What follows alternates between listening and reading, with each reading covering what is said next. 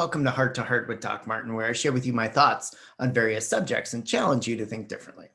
So today I want to talk to you a little bit about mindset. And there's a fantastic book that I talk about in my book reviews called Mindset by Carol Dweck, who's a PhD out of Stanford.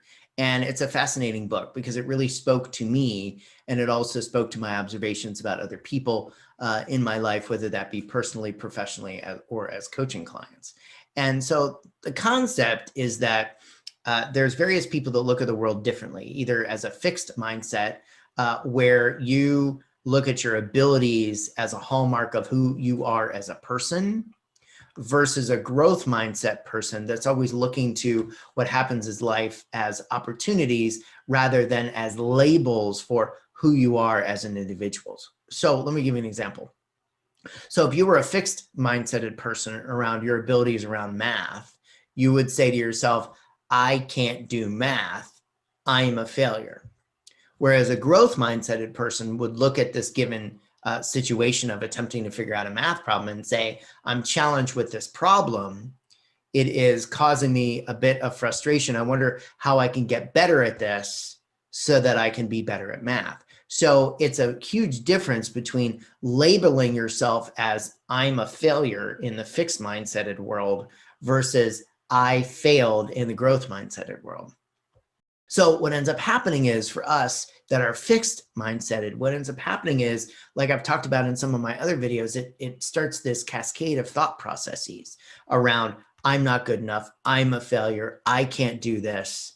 And you end up getting frustrated and you end up wallowing and you don't move yourself forward because you're convincing yourself with your inner talk track from your inner roommate that I talked about earlier, such that you don't believe you can move forward because you've labeled yourself in a given way.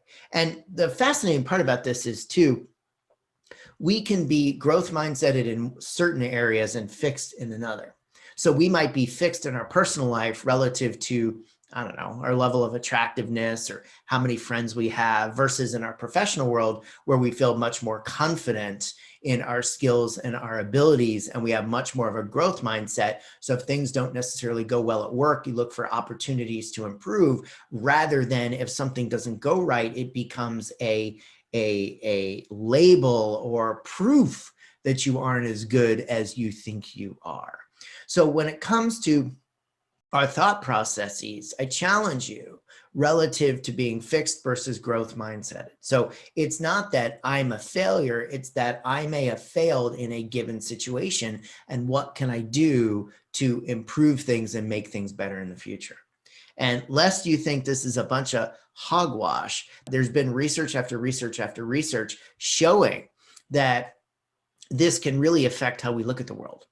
And so if you look at a whole bunch of different things like Barbara Fredrickson's broaden and build theory, if you look at the studies around individuals where they looked at their brain waves that was talked about in Carol Dweck's book, where there were individuals that had a fixed mindset versus a growth mindset, and the ones that had a fixed mindset, all they heard was criticism, and they heard nothing about an opportunity to grow, whereas the growth mindset of people were much more open to the feedback so that they could take that, shall we say, process it and attempt to be better in the future.